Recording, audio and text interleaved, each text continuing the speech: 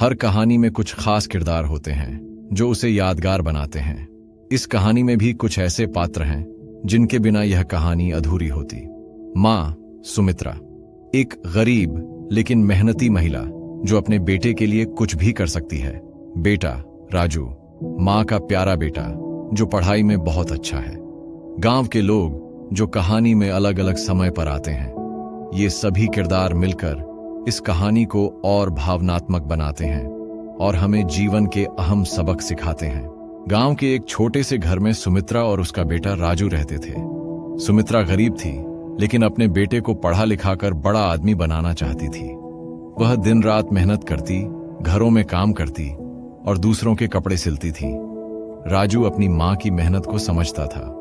जब भी उसकी माँ थक जाती, वह उसके पास बैठकर उसके सिर पर प्यार से हाथ फेरता और कहता, माँ, एक दिन मैं बहुत बड़ा आदमी बनूंगा, फिर तुम्हें काम नहीं करना पड़ेगा। सुमित्रा मुस्कुराकर कहती, बस तू मेहनत करता रह बेटा, तेरा सपना एक दिन जरूर पूरा होगा। गांव के बाकी बच्चे नए कपड़े पहनते, अच्छे खिलौनों से खेलते, लेकिन राजू को इन चीजों का लालच नहीं था। उसकी खुशियां उसकी मां की मुस्कान में थी। वह मां की मदद करता, घर के छोटे मोटे काम करता और जब मां ज्यादा थक जाती तो अपने नन्हे हाथों से उनकी पीठ दबाने लगता। समय बीतता गया। राजू अब बड़ा हो रहा था और पढ़ाई में बहुत अच्छा था, लेकिन एक दिन उसकी किताबें पुरानी हो गईं और उसे नई किताबों की जरूरत थी। राजू मां के पास आया और बोला, मां, मेरी किताबें अब बहुत पुरानी हो गई हैं, कुछ पन्ने फट भी गए हैं। सुमित्रा जानती थी कि किताबें कितनी जरूरी हैं, लेकिन उसके पास पैसे नहीं थे। वह राजू के सिर पर हाथ फेरते हुए बोली, बेटा, तू कुछ दिनों तक इन्हीं से पढ़ ले, मैं जल्दी ही नई किताबें ला दूंगी। राजू समझदार था। उसने तुरंत कहा, मां, कोई बात नहीं, मैं पुरानी किताबों से भी पढ़ लूंगा, तुम चिंता मत करो। लेकिन सुमित्रा अपने बेटे के सपनों में कोई कमी नहीं आने देना चाहती थी। वह रात में ज्यादा काम करने लगी।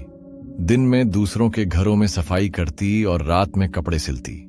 एक दिन उसकी सहेली गौरी ने पूछा, इतनी रात तक क्यों जाग रही है सुमित्रा?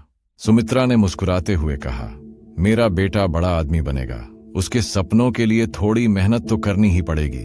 कुछ ही हफ्तों में सुमित्रा ने कुछ पैसे बचा लिए और राजू के लिए नई किताबें खरीदी।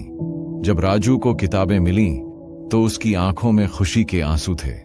उसने मां को गले लगाया और बोला, मां, तुम दुनिया की सबसे अच्छी मां हो। सुमित्रा ने प्यार से उसके सिर पर हाथ फेरा और कहा, बस तू मन लगाकर पढ़ाई कर बेटा, यही मेरे लिए सबसे बड़ी खुशी है।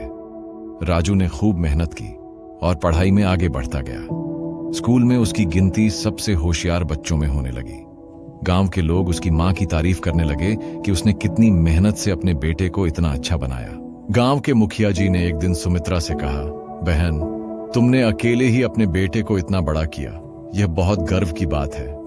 सुमित्रा ने सिर झुकाकर कहा, यह सब मेरे बेटे की मेहनत और भगवान की कृपा है। समय बीता और राजू को शहर में एक अच्छी नौकरी मिल गई। जब वह पहली बार अपनी मां को शहर ले जाने आया तो उसकी आंखों में आंसू थे।